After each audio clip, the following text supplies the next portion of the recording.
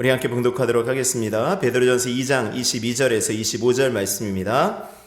그는 죄를 범하지 아니하시고 그 입에 거짓도 없으시며 욕을 당하시되 맞대어 욕하지 아니하시고 고난을 당하시되 위협하지 아니하시고 오직 공의로 심판하시는 이에게 부탁하시며 친히 나무에 달려 그 몸으로 우리 죄를 담당하셨으니 이는 우리로 죄에 대하여 죽고 의에 대하여 살게 하려 하심이라.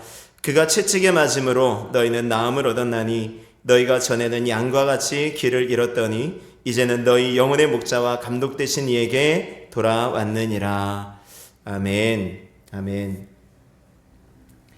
베드로전서는 우리가 고난을 이야기하고 있다라고 말씀드렸죠. 고난. 그래서 그 고난을 어떻게 이길 것인가를 우리들에게 말씀해 주고 있습니다. 우리 지난주에 말씀을 다시 한번 기억해 보시면 부당하게 고난을 당할 때 어떻게 하라고 말씀했죠? 부당하게 고난을 받는다, 억울한 고난을 받는다라고 했을 때 참아라. 슬픔을 참으면 이는 하나님 앞에서 아름답다라고 말씀을 드렸어요. 부당하게 고난을 당할 때에도, 선을 행하는 것 때문에 고난을 당할 때에도 동일한 방법, 참아라, 인내해라 라는 것이었습니다. 그 고난을 참아야 되는 이유가 그 고난을 인내하라고 우리 하나님께서 우리들을 부르셨다라는 것과 또 예수께서 친히 본으로 삼아주셨다. 예수님께서 고난을 참는 것을 본소 보여주셨기 때문에 우리도 참아야 된다라고 말씀드렸습니다. 오늘 보면은 예수님에 대해서 조금 더 이제 말씀하고 계시는 거예요. 예수님의 삶이 어땠는지, 왜 예수님께서 십자가에 달려 죽으셨는지를 우리에게 말씀해 주고 있습니다. 예수님의 삶은 어떠했다고 말씀하죠? 22절 말씀에 보면 그는 죄를 범하지 아니하시고 죄가 없으셨다라는 거죠. 죄가 없으셨다. 재판을 맡았던 빌라도, 예수님을 재판을 맡았던 빌라도가 예수님께 죄가 있는지 찾아보았겠죠. 여러 가지 샅샅이 뒤져보았을 것입니다. 여러 사람의 증언도 들어보고 또 살펴보았을 거예요. 그런데 결과적으로 빌라도의 판결은 내가 이 사람에게서 죄를 찾지 못했다라는 것이었어요. 기억하시죠? 내가 이 사람에게서 죄를 찾지 못했다. 여러분들 지금 대통령 후보 여러분들이 오시지만 계속해서 흠집들이 막 나고 있잖아요. 이 사람이 이런 거 잘못했다, 이 사람이 저런 거 잘못했다라고 서로 간에 이제 비방하고 헐뜯고 이런 모습들을 좀 보지 않습니까? 캐내면은 아마 더 많을 수도 있어요. 하나하나 더 따지고 들면 증거가 없을 뿐이지, 확실한 증거가 있는 것이 저 정도이니까 증거가 불충분한 것, 확실한 증거가 없는 것들은 훨씬 더 많이 있을 수 있습니다. 그런데 예수님은 아무리 찾아봐도 죄가 없으셨다. 빌라도가 그렇게 판결을 내렸다라는 것입니다.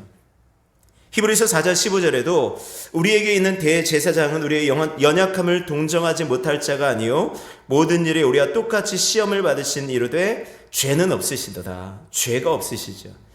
그러니까 예수님께서 죄가 없으셔야 되는 이유가 있었죠. 왜죠? 죄가 없으셔야 우리의 죄를 대신 짊어지시는 거죠. 죄가 없으셔야 우리의 죄를 지고 대신 그 죄를 담당하실 수 있는 것입니다. 근데 우리의 죄를 담당할 수 있는 사람이 사실은 없었던 거죠. 모든 사람이 죄를 범하였기 때문에 그런 거예요.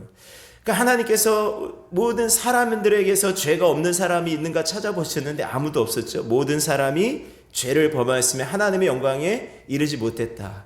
아이들은 죄가 없지 않을까요? 아이들은 순수하지 않을까요? 예, 정말 그럴까요? 여러분들 아이들이 진짜 순수하고 죄가 없습니까? 제 기억에는 아이들이 제일 먼저 배우는 어떤 것들이 이 죄된 습성들이 있어요. 그것들은 가르쳐주지 않아도 어쩜 그렇게 잘 따라하는지 이런 거죠. 어느 목사님은 은혜를 깊이 체험하고 나니까 그 목사님의 생일이 8월이었대요. 근데 자기 생일이 4월이나 5월이 되지 않고 8월에 난 것에 대해서 너무 회개가 되고 어머니한테 너무 죄를 지었다고 회개 기도를 그렇게 했다고 합니다. 웬거하니 이 8월이 돼서 어떻게 모기에게 많이 좀 괴롭힘을 당하셨나 봐요, 그 목사님이. 그러니까 모기가 하도 뜯으니까 이 8월이 무더운 날에 나를 낳으시고 우리 어머니가 얼마나 고생을 하셨을까, 그러면서 그 어머니에 대한 죄책감에 막 울면서 오랫동안 기도를 했다, 그렇게 고백을 하시더라고요. 그러면 악이라고 죄를 짓지 않는 것이 아니죠. 밤낮 가리지 않고 자기 배가 고프면은 굉장히 이기적이잖아요. 참지 않아요. 자기 배고프면 막 울어요. 엄마의 상황은 상관하지 않죠. 아빠의 상황은 상관하지 않고 그냥 울어제끼죠. 예. 그리고 엄마 아빠 잠을 설치게 하죠. 기저귀 딱 갈아주기 위해서 이제 기저귀를 잠깐 뺀 사이에 깨끗이 빨아는 이불에 똥을 이렇게 싸놔가지고 그것을 이제 치워야 되는 그 어려움들을 막 겪잖아요. 그냥 어떻게 보면은 당연한 것 같은 애기니까 라고 할 수 있지만 또 따지고 보면은 그것도 죄일 수 있는 거죠. 어쨌든 엄마를 괴롭히는, 아빠를 괴롭히는 것일 수 있으니까요. 생각하면 정말 수없이 많은 죄를 진 거죠. 그렇게 따지고 보면 저 같은 경우도 굉장히 큰 죄를 진 거예요.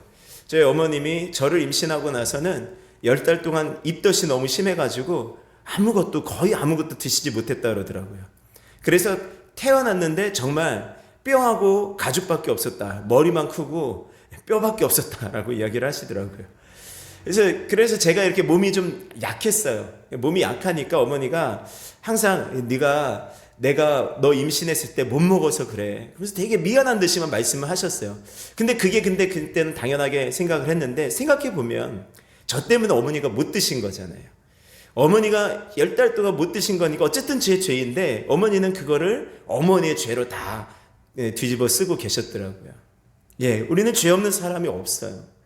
그런데 그렇게 죄가 없는 사람이 다른 사람의 죄를 대신해서 지어야 되기 때문에 유일하게 죄가 없으신 하나님의 아들 예수님께서 죄를 담당하신 것을 믿으실 수 있기를 바랍니다. 예수님이 어떤 분이십니까? 22절 말씀 다시 보면 그 입에 거짓도 없으시며 거짓이 없으셨다. 예수님은 진리 그 자체이셨죠. 예수님은 하신 말씀대로 반드시 행하시는 분이셨죠. 허투루 말씀하시는 것이 없었어요. 항상 진실만을 말씀하셨죠. 근데 우리는 수도 없이 거짓을 반복하며 살아갑니다. 그리스도인들의 가장 큰 거짓말이 뭔가 생각해 보면 어떤 심각한 고민을 들었을 때 내가 널 위해서 기도해 줄게 이 말이 아닌가 싶어요. 널 위해서 기도해 줄게. 사실 그만큼 기도 안 하는 것 같아요. 그러니까 누군가 고민을 듣고 계속 기도 한번 해줄게 라고 기도해 줄게 한 번 해줄게 확실하게 할 만큼만. 그래서 저는 조금 바꿔서 생각나면 기도해 주겠습니다 이렇게 많이 해요. 내가 생각나면 기도해 줄게. 기도할 때 생각나면 기도해 줄게. 정말 그러면 생각나면 기도할 수 있죠. 그거는 거짓말은 아니죠. 근데 그냥 기도해 줄게 막연하게. 또 만나가지고 헤어질 때 언제 밥 한번 먹자. 진짜 아직까지 밥 못 먹은 사람 엄청 많아요. 그냥 말로 막 내뱉는 거예요. 결국은 다 거짓이죠. 심지어 약속 시간도 얼마나 잘 어기는지 그냥 내뱉듯이 몇 시까지 만나 하는 것도 그냥 다 어기는 거죠. 이게 다 거짓인 거죠. 예수님은 그런 거짓이 없으셨어요. 진리이셨죠. 세 번째 예수님 어떤 분이셨습니까? 23절 말씀에 보면 욕을 당하시되 맞대어 욕하지 아니하시고 욕을 당하시되 맞대어 욕하지 않는다. 누가 저한테 욕하면은 같이 욕하게 될 수밖에 없을 수도 있어요. 그냥 같이 욕하는데 어떻게 참을 수 있어요? 그냥 순간적으로 욱 하고 나올 수 있잖아요. 지난번에 말씀드린 것처럼 우리는 부당한 고난, 부당하게 당하는 어떤 대우를 참지 못하는 그런 경우가 있습니다. 그러니까 부당하게 어떤 대우를 받으면 거기에 대해서 내가 힘이 있다라고 하면은 내 힘으로 복수를 하려고 하고 내가 그에 대한 힘이 없다, 그에 맞설 힘이 없다라고 하면 어쨌든 다른 방법으로 그 사람을 비난하든가 비방하든가 아니면 다른 어떤 방법들을 동원해서 작은 복수라도 하려고 하는 것 아니겠습니까? 근데 예수님은 맞대어 욕하지 않으셨대요. 그리고 고난을 당하시되 위협하지 아니하시고 맞대어 욕하지 않으셨다라고 말씀합니다. 이사야 53장 7절의 말씀이 그가 곤욕을 당하여 괴로울 때에도 그의 입을 열지 아니하였음이 마치 도수장으로 끌려가는 어린 양과 털 깎는 자 앞에서 잠잠한 양같이 그의 입을 열지 아니하였도다. 이 양의 특성이 그렇대요. 양은 털을 이렇게 깎을 때도 그냥 가만히 있다고 하더라고요. 그리고 죽이려고 할 때도 양은 움직이지 않는데 그냥 날 그냥 잡아 드세요 하고 가만히 몸부림치지 않고 그냥 양은 그렇게 죽음을 받아들인다고 하더라고요.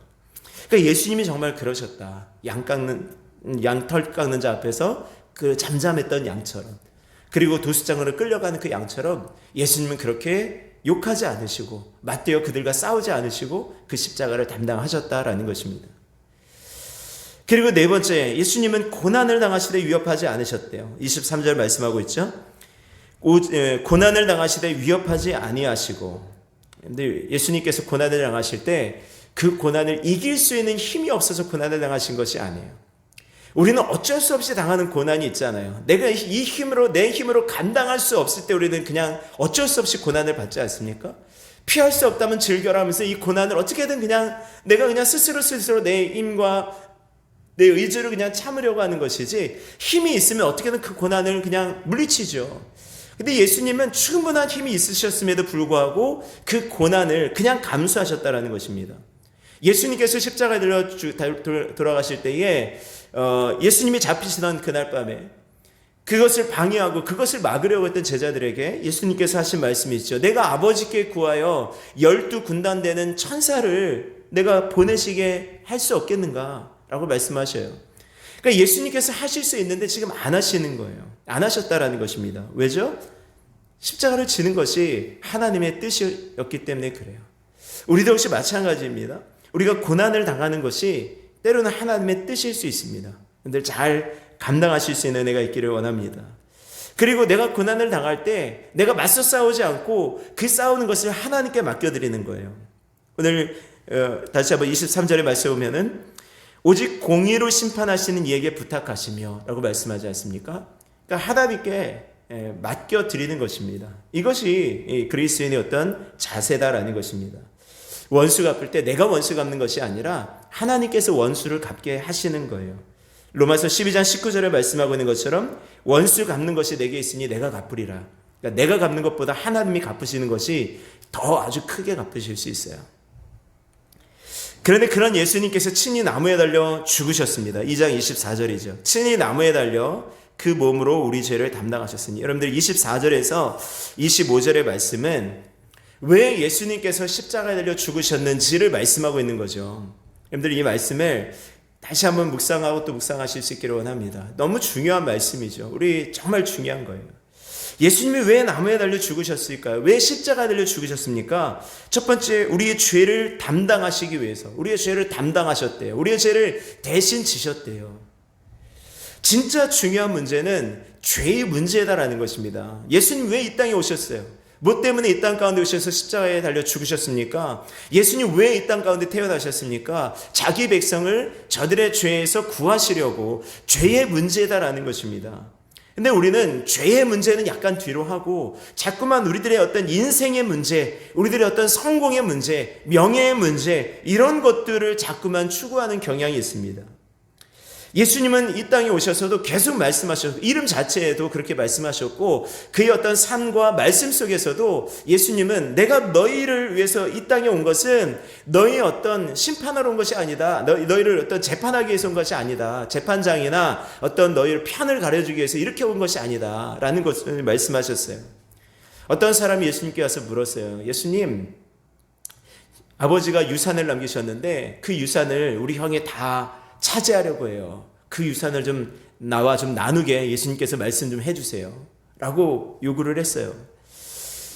예수님께서 그에게 그렇게 말씀하셨어요. 누가 나를 재판장이나 이 물건을 나누는 자로 세웠느냐. 내가 그것을 위해서 오신 것이 아니다라는 것입니다. 근데 우리는 자꾸만 거기서 그런 것들로 자꾸만 간구를 하죠. 진짜 중요한 문제는 죄의 문제, 진짜 중요한 문제를 생각해야 되는 거예요. 근데 점점 살아가면서요, 예수님 믿고 살아가면서도 점점 그래요. 세상의 어떤 문제에 계속해서 생각하게 되어져요. 오래전 아이들과 함께 양주의 조명박물관에 갔었어요. 아주 오래됐는데 그 오래전 갔던 일이라서 그 어떤 것들이 있는지 잘 기억이 나지는 않아요. 근데 제가 거기서 제일 인상 깊었던 것은 여러 가지 화려한 조명이 있더라고요. 정말 신기한 조명들이 많이 있더라고요.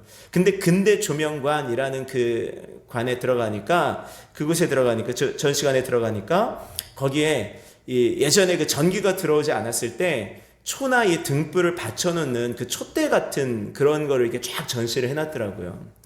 근데 그 촛대를 얼마나 화려하게 만들었었는지, 정말 요만한 조그만 것부터 큰 것까지 막 만들어 놓은 거예요.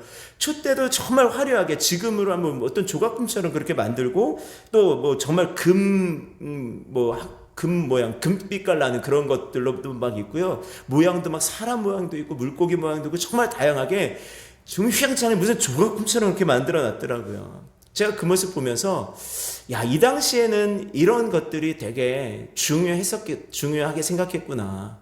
사람들마다 조금 잘 산다는 사람들은 저렇게 아주 휘황찬란한 촛대를 가지고 있는 것, 집에 가지고 있는 것으로 자랑을 삼았겠구나. 조금 못 사는 사람들은 저 나무 촛대 같은 거, 조금 자그만한 철촛대 같은 거로 살았겠구나라는 생각이 들더라고요.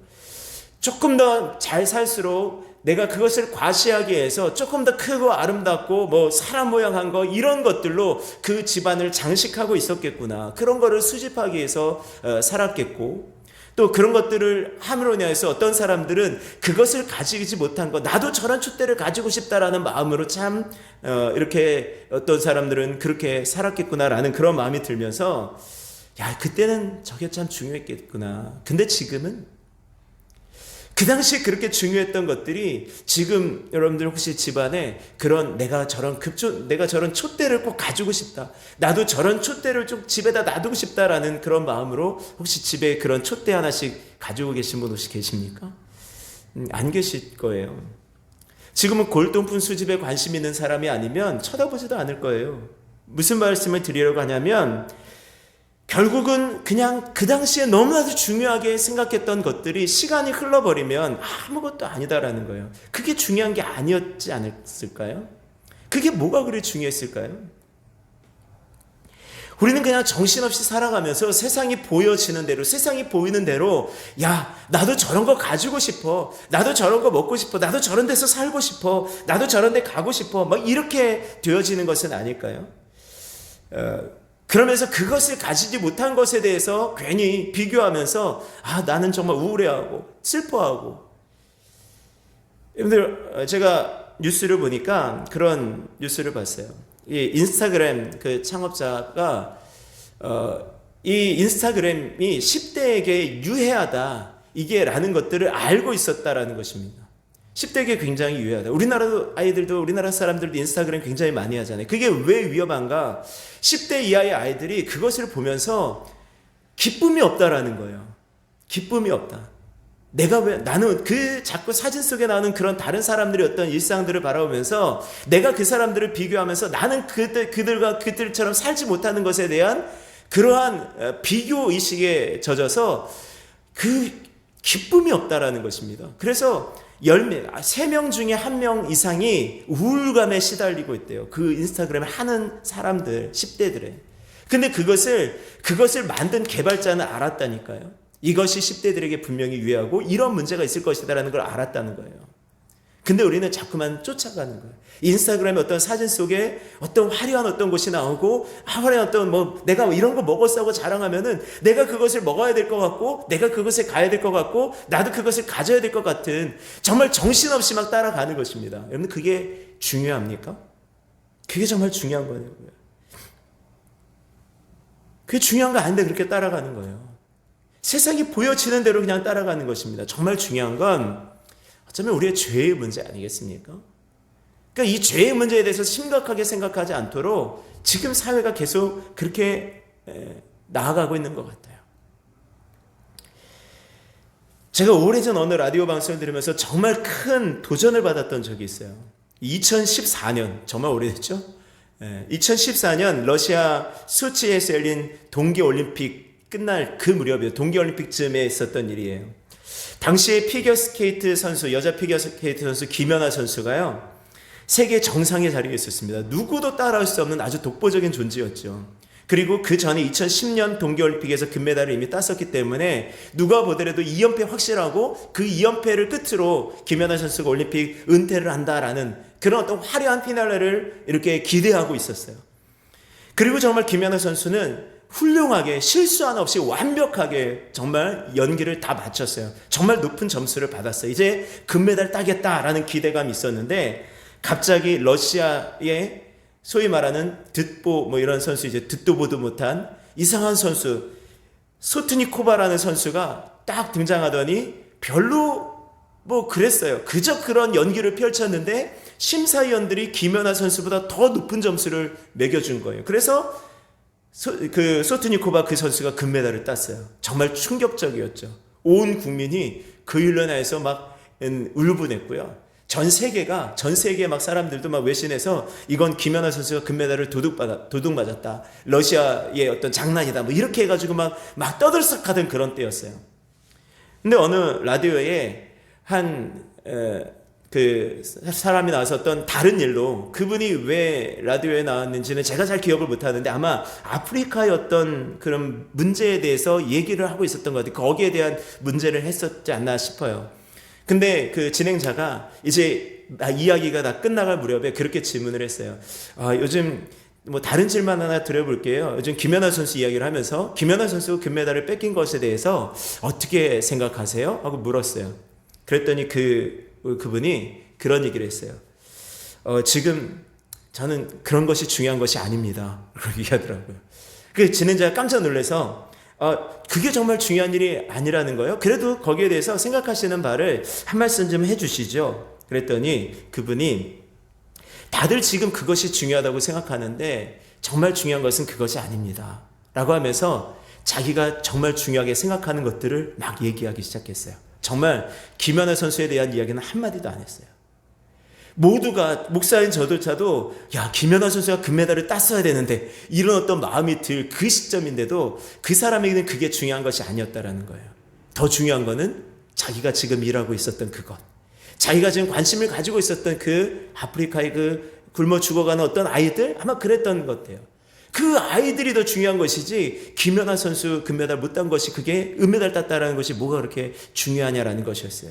그 사람에 대한 그 사람이 그 일에 대한 어떤 태도, 그 일에 대한 어떤 마음가짐을 제가 느끼면서 와 나는 정말 어떻게 살아가고 있지? 라는 생각이 좀 들어서 굉장히 충격받았던 그런 기억이 있어요. 지금도 굉장히 오래 전이잖아요. 근데도 지금도 그 인터뷰의 어떤 그 목소리가 제가 쟁쟁하게 하면서 그게 마치 저에게 주님께서 네가 지금 그게 중요한 게 아니야. 다른 거 하고 있을 때.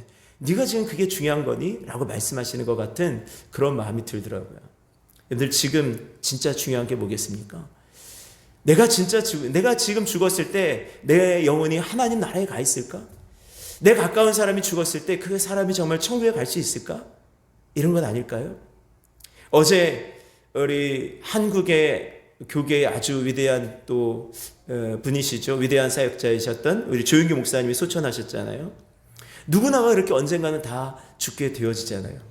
그럼 그 죽음 앞에 그 영혼이 죄의 문제에서 정말 깨끗하게 되어지고 예수 그리스도의 보혈로 깨끗하게 씻겨지고 정말 그 영혼이 하나님 나라에 갈 수 있을 것인가? 하는 것이 훨씬 더 중요한 문제가 아닐까요?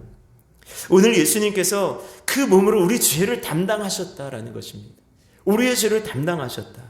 우리가 정말 죄의 문제에 대해서 심각하게 여겨지고 우리가 죄의 문제에 대해서 우리의 죄의 문제에 대해서 뼈저리게 느꼈다라고 한다면 이 말씀이 얼마나 크게 은혜가 되어져야 되는지 그 몸으로 우리 죄를 담당하셨다. 예수님께서 우리의 죄를 해결해 주셨다. 이게 얼마나 큰 은혜냐고요. 얼마나 큰 사랑이냐고요. 여러분들 우리가 가정에 빚이 있잖아요. 우리 집에도 빚이 있고 우리 교회도 빚이 있고 근데 만약에 누군가 우리 빚을 탕감해 주었다. 우리 빚을 갚아 주었다라고 한다면 어떻게 될까요? 있는 빚을 다 탕감해 주었어요. 아무런 이유 없이 아무런 조건 없이 내가 다 탕감해 줄게. 내가 다 갚아 줄게 하고 대신 갚아 주었다라고 한다면 여러분들 그 사람을 평생의 은인으로 기억하지 않겠습니까? 평생 은인으로 기억하겠죠. 우리 예수님께서 우리의 죄를 담당해 주시고 우리 예수님께서 우리의 죄를 대신해서 져주시고 대신 죽어주셨다라는 사실이 우리 평생에 살아갈 이유인 것을 여러분들이 믿으실 수 있기를 바랍니다.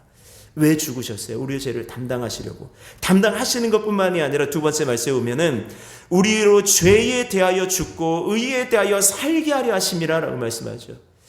우리가 죄에 대하여 죽고 의에 대하여 살게 하시려고. 다시 말하면 죄에 대하여 죽은 것뿐만이 아니라 내가 이제 죄에 대하여 죽었으니까 난 하나님 나라에 갈 수 있어. 내 죄가 다 쏟겨졌기 때문에 난 이제 천국 갈 수 있어 라는 것으로 끝나는 것이 아니라 이제 그것으로 죽었으니까 우리는 의에 대하여 사는 것입니다. 다시금 새로운 마음으로 새로운 도전을 새로운 마음으로 주님을 위해서 하나님의 나라를 위해서 살아가는 것입니다. 그것이 우리의 사명인 것이죠.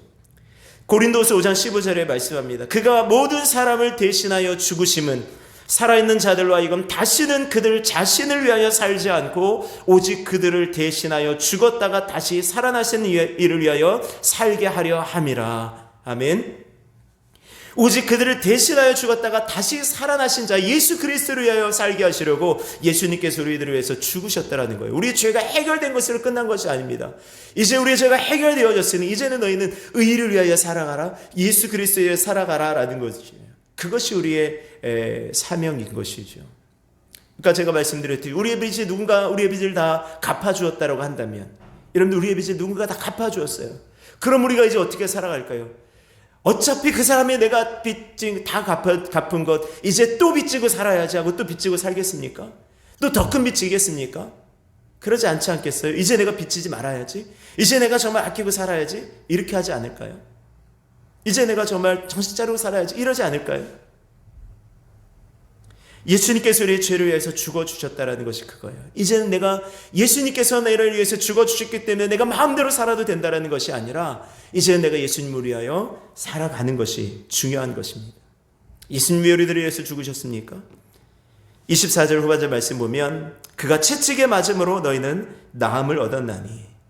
왜 죽으셨어요? 우리를 치유하게 하시려고, 우리를 고치시려고, 우리를 죄악 가운데 우리들을 건지신 것뿐만이 아니라 우리의 모든 삶 속에서 잘못된 모든 부분들을 고쳐주시려고, 우리의 모든 질병을 고쳐주시려고, 우리의 영혼을 고쳐주시려고, 우리의 모든 잘못된 생각과 마음을 고쳐주시려고 예수님께서 죽으신 것을 믿으시기를 바랍니다. 우리의 삶에 오는 치유함이 있어야 돼요. 치유함.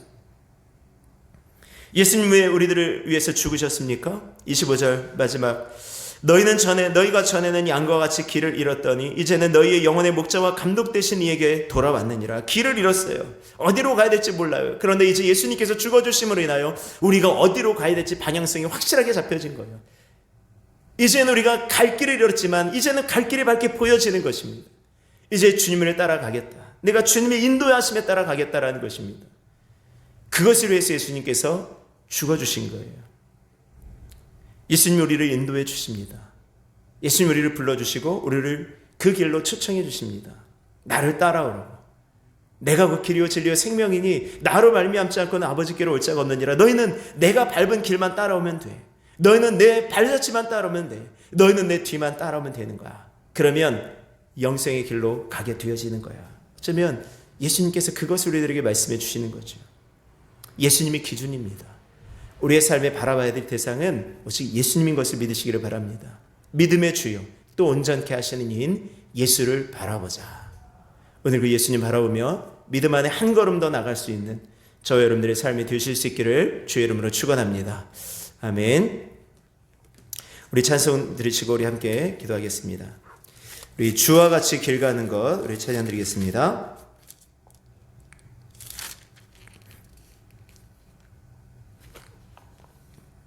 네, 우리 430장이네요. 430장.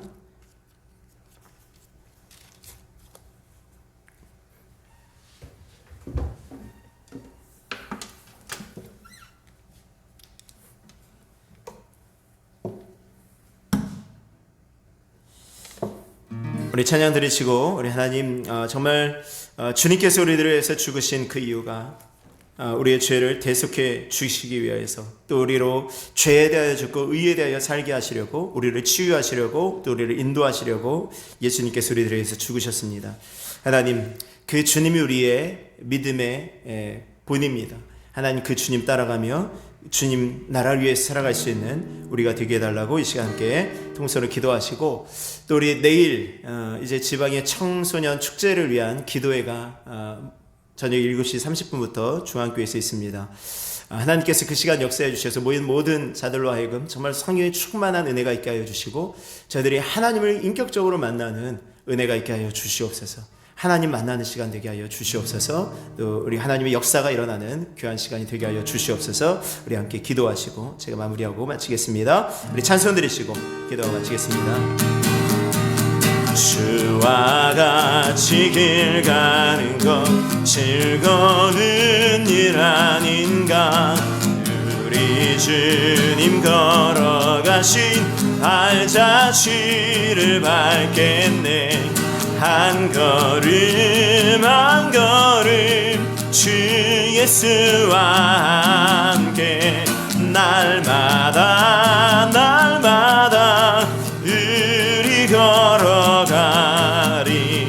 어린아이 같은 우리 미련하고 약하나 주의 손에 이끌리어 생명길로 가겠네.